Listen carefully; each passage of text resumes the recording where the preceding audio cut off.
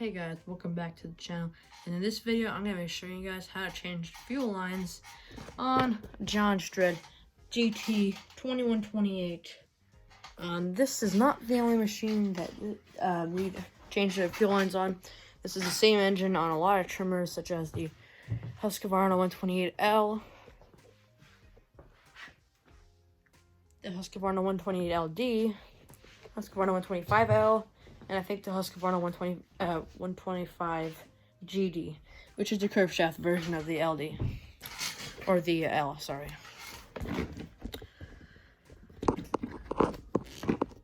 So, I'm going to show you guys how to change fuel lines on this. It's fairly simple, and all you really need is one tool and some parts. The tool that you're mainly going to need is an 8mm socket on a ratchet. Or I guess you can get by with using a wrench, but probably won't be too easy.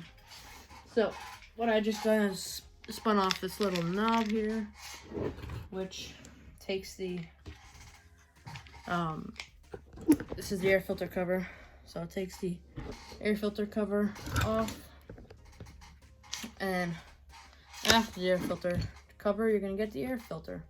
Just pop that right out, and there are the two bolts you gotta take out. I'm gonna try to get you guys a good angle of that. These two right here. So get your ratchet. You might need an extension. I'm pretty sure I need an extension for this. Not a big one, a small one.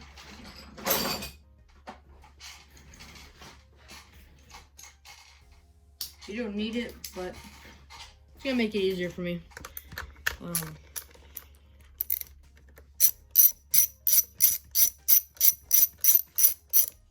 So spin those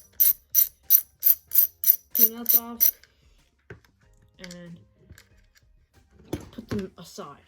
Now, the guys that I bought this from, by the way, I paid $25 for this thing, which in my opinion was a pretty good deal. It came with 5 liters of gas. Came with the manual. The printer bulb seems to be intact, but the gas line that I have to replace is the receiving line. The guy gave me the gas filter that actually came with it, and I'm gonna reuse it, but it has to be cleaned up a little bit. So I just gotta clean it up a little. This is it right here. So once you take the air filter base off, then you got this. So you don't gotta take the carb off. If you want to, I guess you can, but I don't exactly recommend it. And I just gotta change the receiver line, which is this one right here, which is the further back one of the two. It's the one that's further back. So you can take some pliers and pinch that out and pull it off of the carburetor. Most of the time when you gotta change fuel lines, you're probably also gonna have to clean your carb, but I'm gonna try to see if it starts without cleaning the carb up and changing the diaphragm and whatnot. This one here is pretty on there pretty nicely.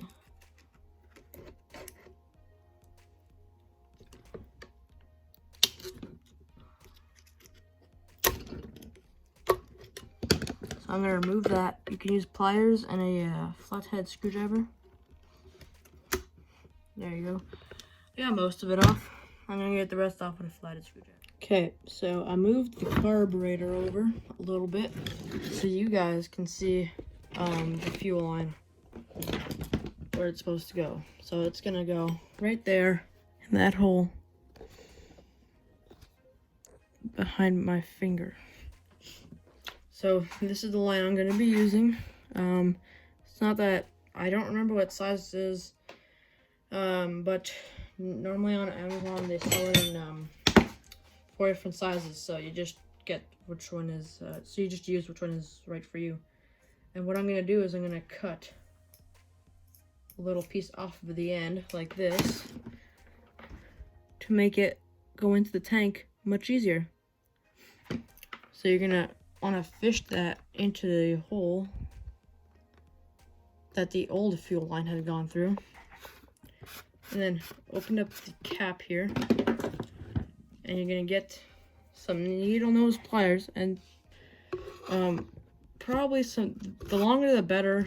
And then you just got to pinch them and pull it out. I'm going to do that off camera because normally it takes me a good minute or so. So it takes a little bit of time. Okay, so now I got the fuel line pulled out.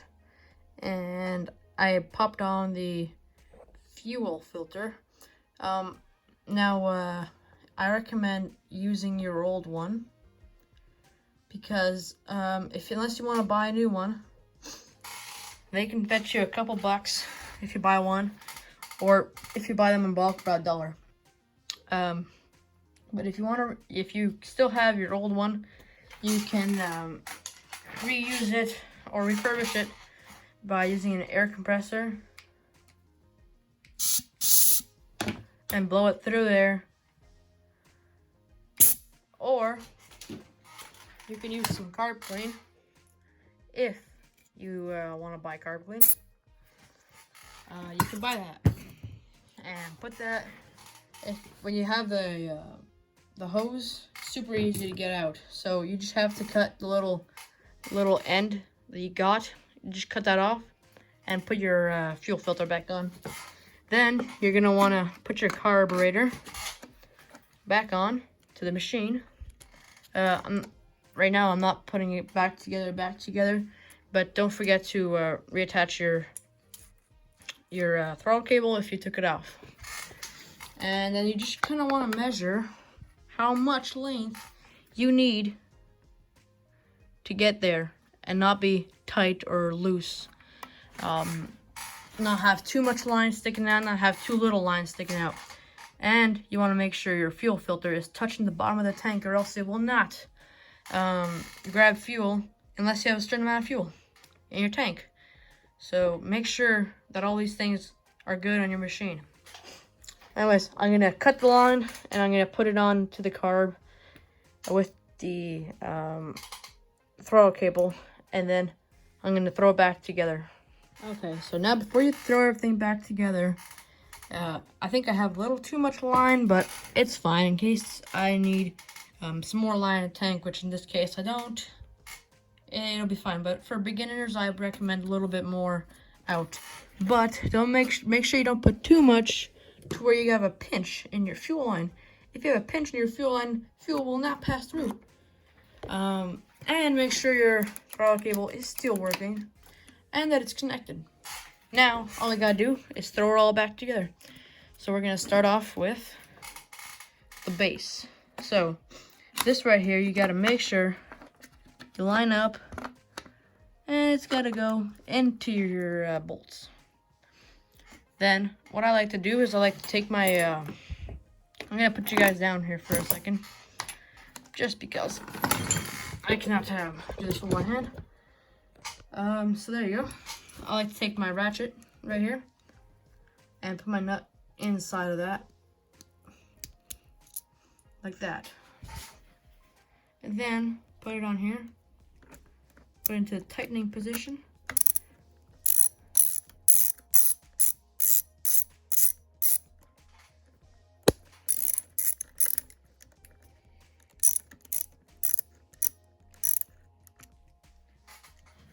And do the same thing for the bottom one. And then you're just gonna snug them up. Very simply, just tighten up your bolts.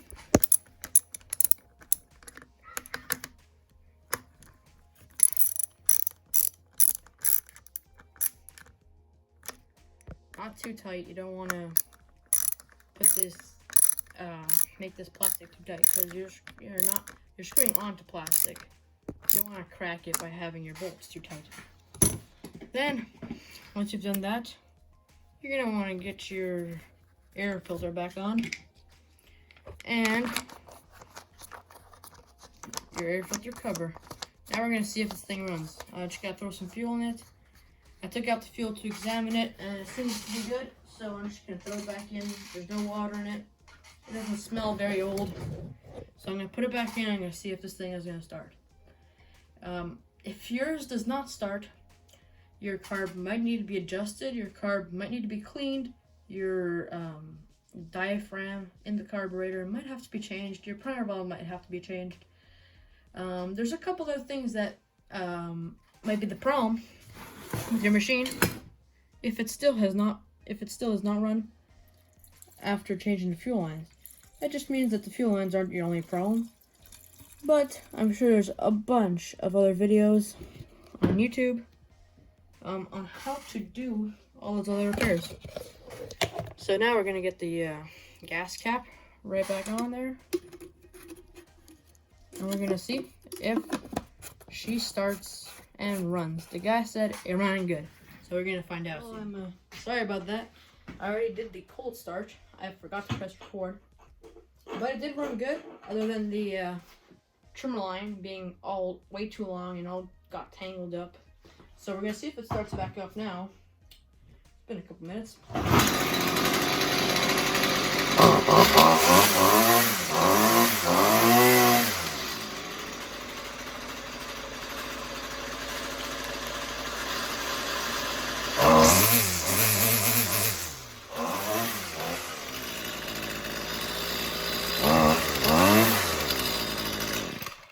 Runs flawlessly, in my opinion. I think it runs good enough to hang up over here and stare at till I put it for sale. Anyways, thank you guys for watching. I hope you guys fixed your machine, and I hope this was helpful to you. Don't forget to like and subscribe, and thanks for watching.